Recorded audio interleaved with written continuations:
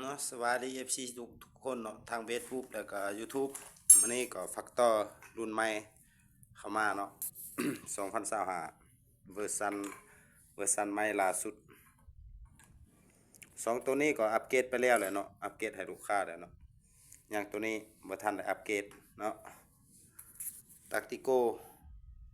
ก็ยังบ่ทันได้อัปเกรด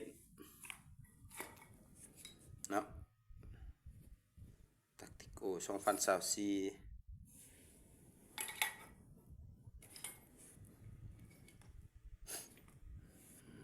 เนาะเก็บเสียงตัวนี้เนาะความเงียบแม่นว่าเท่าไหร่98%พี่เนาะเนาะของเก็บเสียงของอันอินโดเนาะของอินโดค่อนข้างว่าจะเงียบเนาะสั่นกระทัดเบาน้อยเบา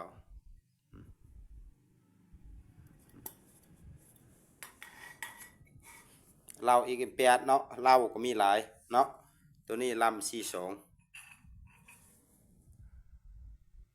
เนาะลำ42อีก8นี่พี่เนาะ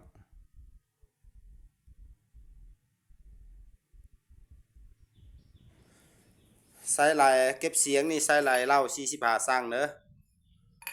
ราคา10จะใส่บ่ไหลเนาะมันจะสั่นแล้วก็ใส่ลายเล่า16มิลจับใส่แบบนี้แล้วก็แนนเลยซื้อเลยพี่น้องบ่ได้ตังอีกเลยเนาะซุกคุกเข้าไปแล้วก็คอยหันน็อตเข้าไปแล้วก็ซื้อเลยเทียงเลยเด้เทียงเลย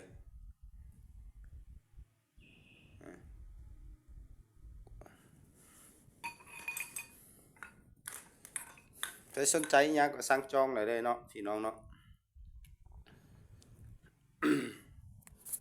สองตัวนี้อัปเกรดตัวนี้ยังทันได้อัปเกรดเนาะเฟกเตอร์ตัวนี้งามๆเลยสีทองเลยเก็บเสียงสีทอง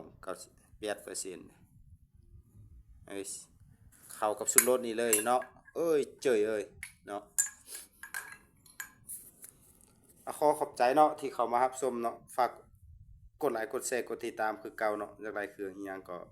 ทักเมนเข้ามาเลยเนาะและถ้าย้ำอีกเทื่อนึงทางห้านเฮาบ่มีปลายทางเนาะบ่ให้ถามก็ได้เนาะว่ามีปลายทางบ่มีปลายทางอย่างแน่นอนเนาะถ้าเครื่องบ่ฮอดลูกค้าเฮาเฮ็ดจังไดเอามีวิธีส่งคืนให้ไหมพี่น้อง